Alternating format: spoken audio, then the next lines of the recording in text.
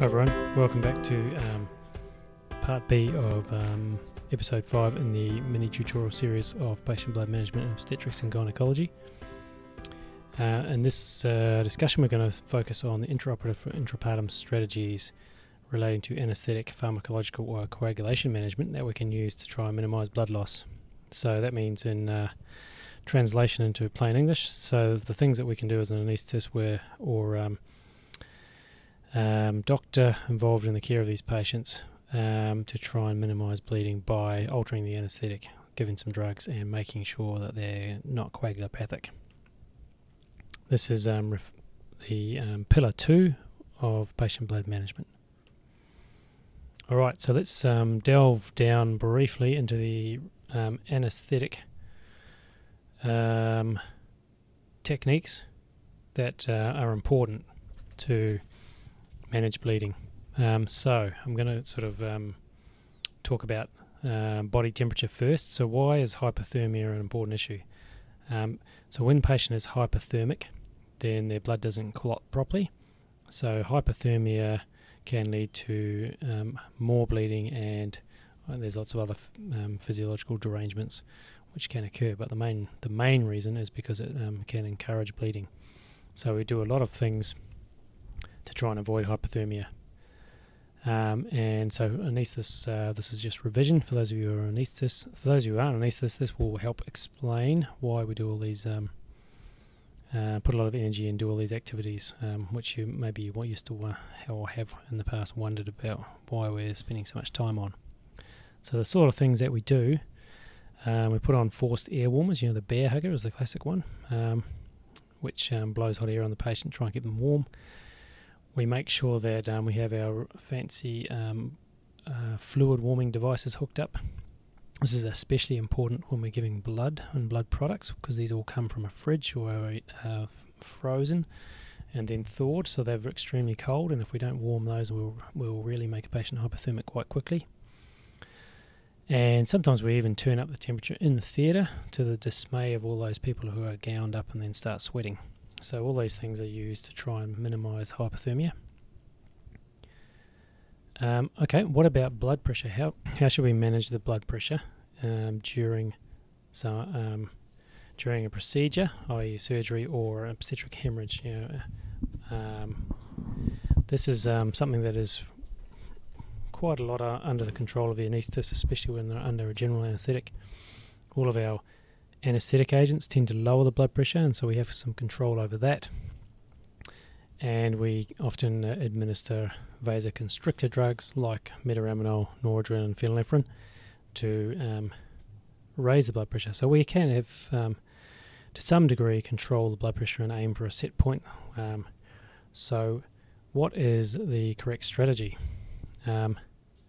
So a quick sort of background discussion. There is a concept out there called permissive hypotension, which some people advocate for the management of patients having a hemorrhage.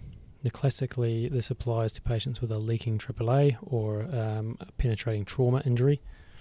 The theory goes that if you have an area of injured tissue that is bleeding, like a leaking aorta, that before you have definitive surgery, the best strategy is to allow the patient to become relatively hypotensive, because in this state there is less bleeding from those vessels, and this allows a blood clot to form.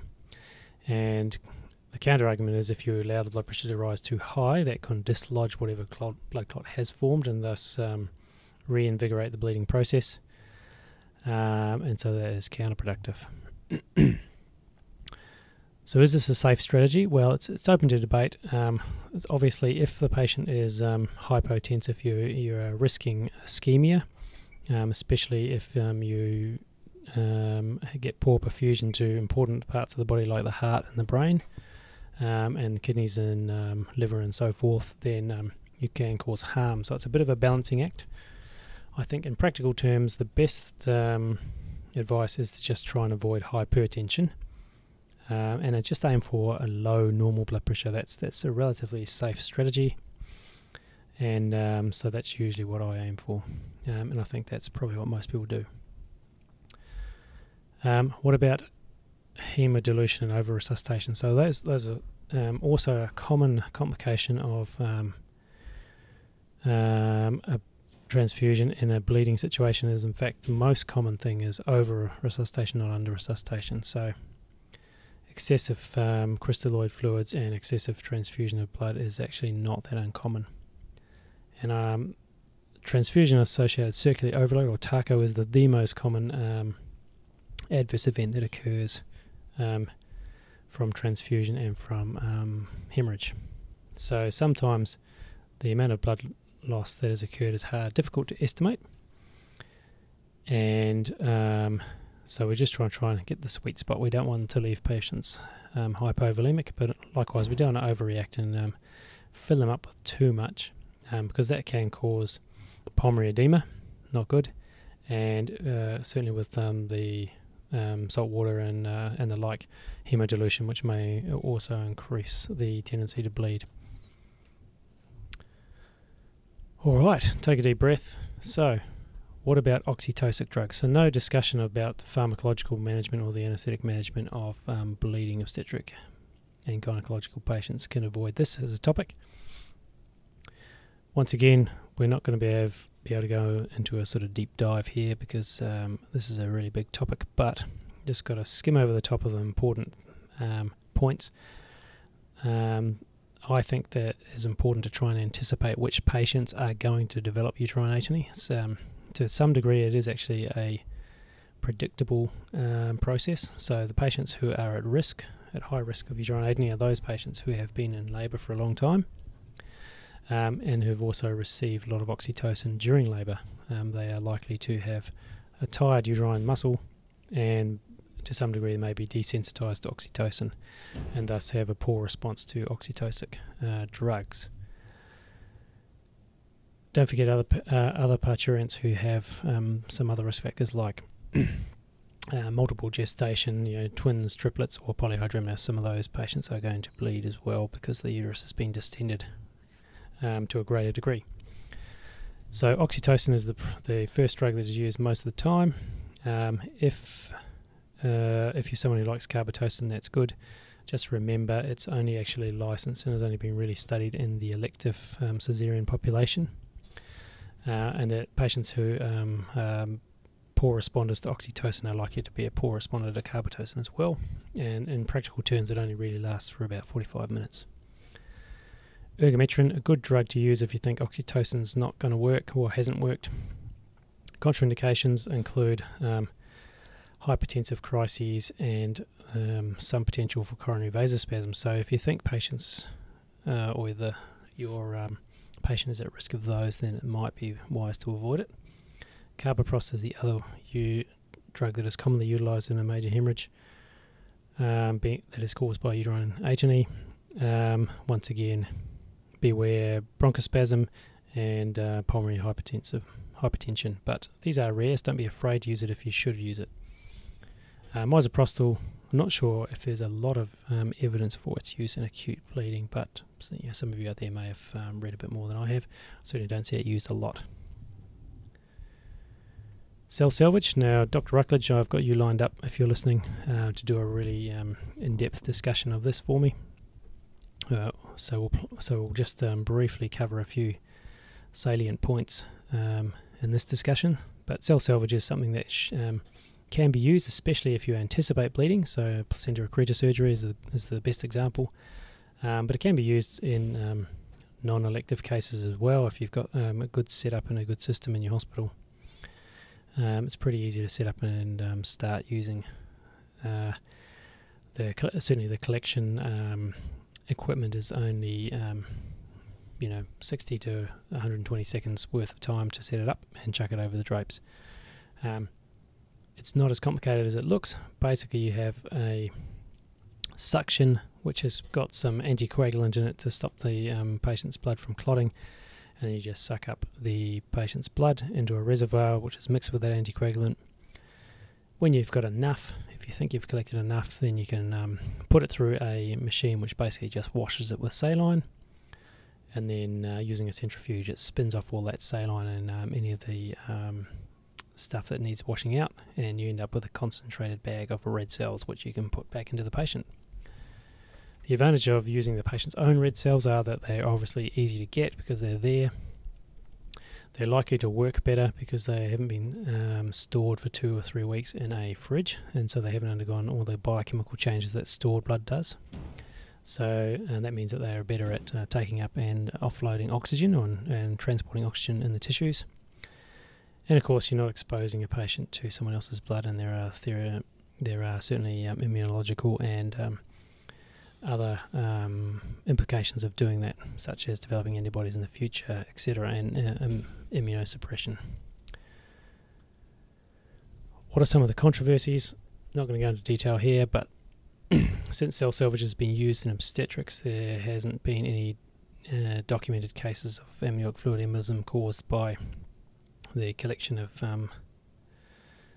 blood from obstetric patients, and so it appears that it's although it's possible, it appears that it's going to be a relatively rare event. Some centres in the UK now use a single suction, so they don't even bother collecting amniotic fluid in a separate suction system, because they've done some laboratory studies which are reassuring in that the washing and processing in most cell salvage devices is so efficient that there is only a very minimal amount of amniotic fluid in the final product, and it actually doesn't appear that there's any real difference if you used 1 or 2 suctions. Cell salvage can be used in cancer. Not sure how often it is used in gynecological cancer surgery, but you certainly should consider it, especially if a patient has no other means of red cell transfusion. It is routinely used in urological cancer surgery, such as large prostate or bladder cancer surgery in the UK. It's actually a nice guideline recommendation. There has been some study also of using cell salvage in vaginal bleeding. So the theory or the concern there is, the blood is passing through a non-sterile area and picking up bacteria along the way. There are case reports of people using it in those situations with no obvious side effects, and there have been some studies looking at the degree of bacterial contamination if you wash it and filter it like we normally do, and although there are some bacteria that you can detect, they're quite a low level. So it's not routinely used anywhere that I know of, but it is certainly something you could use. Alright, coagulation. Another important thing is to try and maintain the patient's coagulation or hemostatic ability. So as bleeding goes on, there's depletion of many aspects of the hemostatic system, and in some situations the patient can start off coagulopathic really early on. For example, abruption or HELP syndrome in obstetric patients. Surgical patients have been exposed to anticoagulant drugs, that sort of thing. So all of that is really important. It's a really big topic. We're not going to go into it today. I do encourage you to perhaps, if you're interested about the use of Rotom, which is a viscoelastic test, which we use in our practice, and seems to be more, the viscoelastic testing is more commonly used now for management of coagulation and major hemorrhage. Go to the website page there. You can see the page to click on, and if you're interested or you want to learn more about that. Okay, so in summary, we've talked about all the different things that you can do. At the end of the day, it's a team effort. If you work together, so you can prioritize things. Probably the key things to do are the surgical or physical measures that are actually going to definitively stop the bleeding. But you also want to support the patient's physiology and make sure that their blood will clot, and that you can get them anaesthetised in a timely manner so that surgeons can do the definitive procedures. So communication is important. Hopefully this hasn't all been revision and you know all these things already. Hopefully there's something that I've piqued your interest with, and you'll go away and learn a bit more about it and add another string to your bow. So thanks again for listening, and I look forward to the next podcast. See you again next time.